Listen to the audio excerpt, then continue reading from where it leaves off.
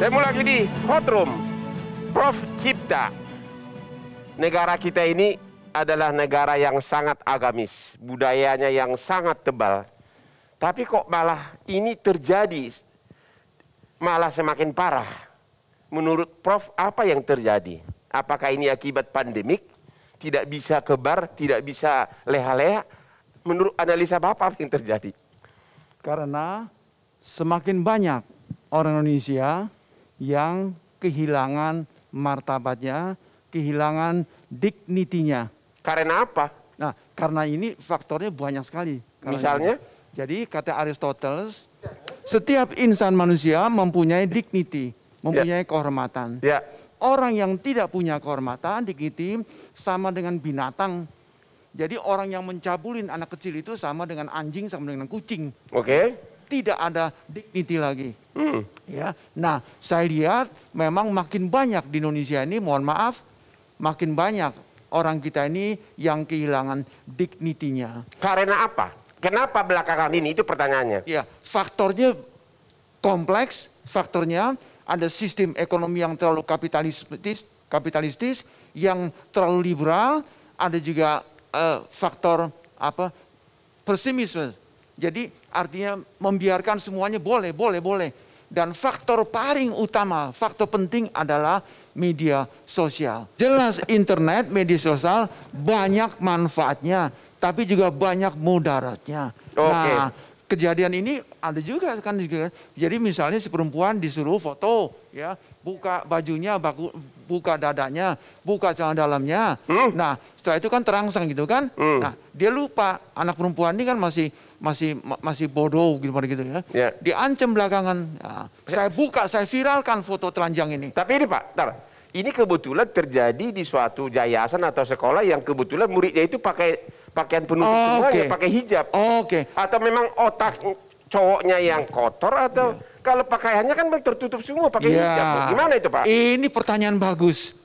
Itu kan tertutup pertanyaan juga kan? Ya makanya. Nah, orang mempunyai apa yang disebut moral defense mechanisms. Setiap orang mempunyai mekanisme benteng moral.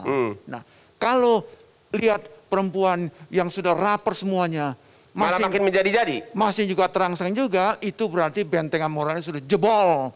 Nah, itulah Bang Hotman. Jadi begitu rusaknya, bukan rusak, Pak. bejat. Kebetulan ini pelakunya ini adalah guru agama. Iya. Bahkan ada pemuka agama. Iya. Ini faktor apa ini Pak? Iya. Kalau misalnya itu adalah seperti Hotman Paris, orang maklum lah.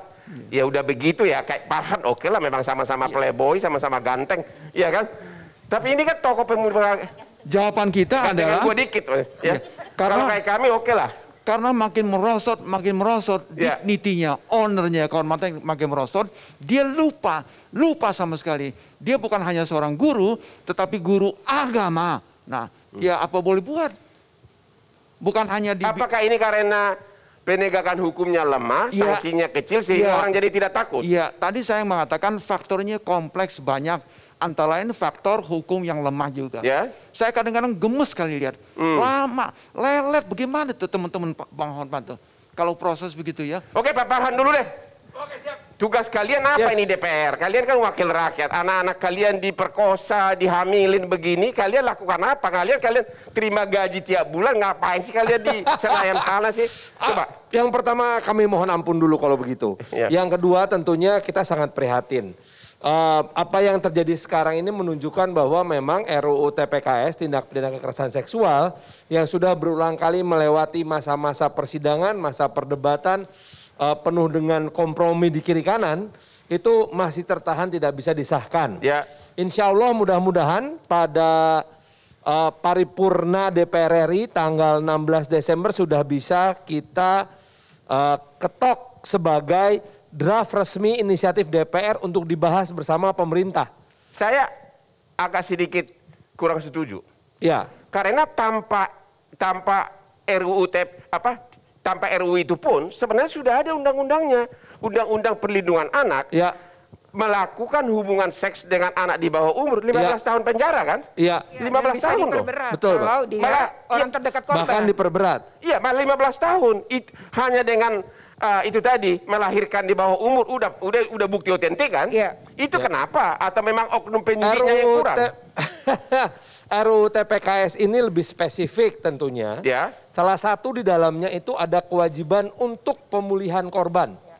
Caranya memulihkan gimana kalau sudah melahirkan, kegadisannya sudah hilang? Nah, itu akan kita pastikan bahwa anak yang dilahirkan itu harus ada yang menjaga dan memelihara secara kesehatan fisik dan psikologisnya. Orang pelakunya udah masuk penjara. Loh, tapi anaknya ada. Apakah anaknya mesti dibawa masuk penjara juga? Ya justru itu, maksudnya Nah, jadi pelakunya mesti 15 tahun. diatur, Ya. ada lembaga yang harus mengaturnya. Menjadi kewajiban negara, termasuk mengurus si ibu yang masih anak-anak ini. Siapa yang akan mengurus? Kementerian Sosial, DP3 AKB. DP3 AKB lah Dinas Pemberdayaan Perempuan, Nanti Perlindungan malah Anak. pengurus dinasnya nanti malah kawinin lagi nanti ini wanita Nggak boleh, ini. nggak boleh, jangan. Oh jangan bagaimana? Nggak boleh. Ya? Jadi kan selama ini komprominya adalah si pemerkosa dipaksa mengawini korban yang diperkosa.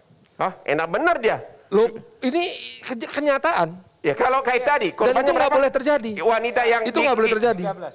13. Iya. Sudah dia dapat 13 anak di bawah umur, Iya. dikasih lagi 13 wanita Iya, di bawah itu umur. sebabnya Enak benar dong dia. ketika sang pelaku mengatakan saya jamin masa depan kalian, itu tidak kemudian bisa kita benarkan. Dalam undang-undang, rancangan undang-undang TPKS itu semua diatur.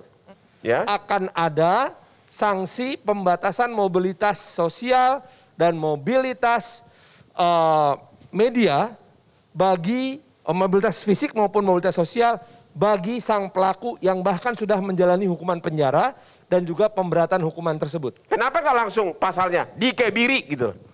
Itu udah ada. Gimana Pak? Ada Pak? Kalau kebiri sebenarnya sudah Ada. diatur Enggak, dan di pasal PP-nya. itu Tapi kan belum ada ya? Udah ada kan udah. Jadi kita jangan off regulated, Bang. Iya, karena udah diatur juga sampai Udah ada. pelaksanaannya di PP 30, Bang. Nah, Nah, jadi kalau sampai misalkan dikebiri, kita jangan pikir kebiri kayak zaman kerajaan Ya, Cina betul. zaman dulu, enggak. Ini kebiri kimia. Kebiri kimia tidak bersifat permanen. Betul. Dan ini 6 tindakan. bulan kemudian sebutannya. akan pulih lagi. Apabila dia dihukum kebiri kimia selama 3 tahun, maka setiap 6 bulan dia akan disuntik supaya mendapat status kebiri tersebut. Nah, tapi kalau setelah lewat 3 tahun, si pelaku mau dikemanain? Apakah dia boleh disambut pakai mobil Porsche merah, diiring-iring lalu diangkat jadi artis lagi di TV-TV swasta? Nggak boleh, nggak ada yang ngatur itu. Nah, dalam RUU TPKS diatur itu. Sehingga, Kita tanya dulu ke Ibu Lebih Kurniasih. melindungi. iya, Ibu Kurniasih coba.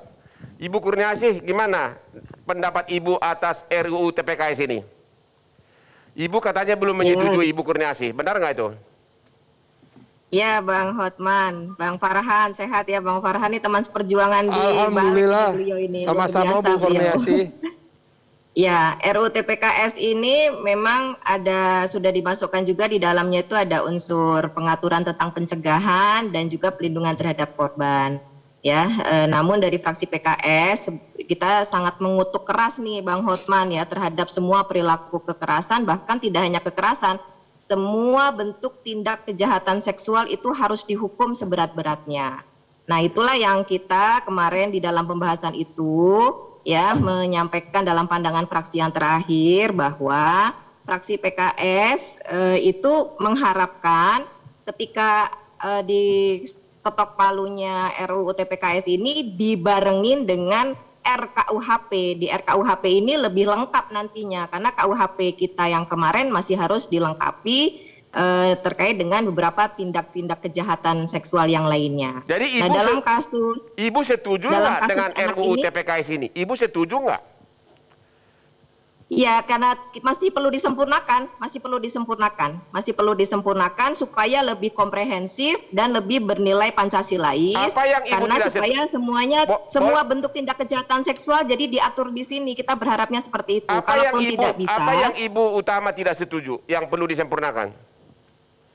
Itu definisi kekerasan itu. Kayak tadi kan Bang Hotman juga bilang, misalnya ada yang suka sama suka gitu ya, mau sama mau, happy sama happy, terjadi seks bebas, yang kemudian dari seks bebas itu muncul kehamilan, kemudian pihak laki-laki atau pihak perempuannya sama-sama tidak ingin menikah dan kemudian melaporkan menjadi sebuah tindak kekerasan perkosaan. Nah, ini kan suka sama suka ini yang tidak termaktub dan tidak ada sanksinya, tidak ada tindakannya dalam RUU TPKS ini. Nah, kita berharap ya untuk melindungi generasi bangsa Indonesia ini dari semua perilaku kejahatan seksual, tidak hanya yang bernilai kekerasan, tapi semua kejahatan seksual itu harus kita cegah. Jadi menurut semuanya Ibu, secara maksimal. menurut PKS, suka sama suka pun selama anaknya di bawah umur tetap itu harus masuk penjara. Ya, harus diberikan pendidikan, harus ada tindakan. Ya, tindakannya seperti apa tentu saja disesuaikan dengan undang-undang yang berlaku, Ya. yaitu Undang-Undang Perlindungan Anak. Oke, kita istirahat dulu. Ketemu lagi sesudah yang berikut ini.